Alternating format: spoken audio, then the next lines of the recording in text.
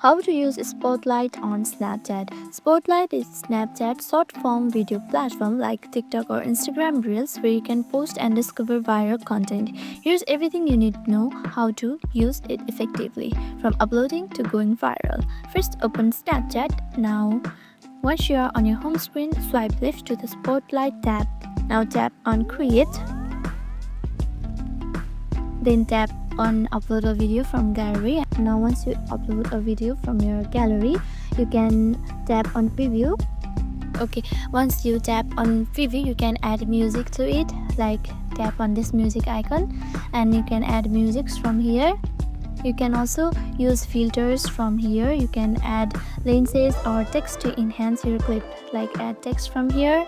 You can also trim or adjust the speed by tapping here and adjusting by dragging its edges like this and tick mark it.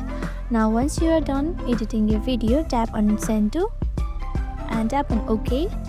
Now tap on OK again, and just like that your video will be uploaded to Spotlight right here. Now once you are ready, tap on the send button, and just like that your Spotlight video is added.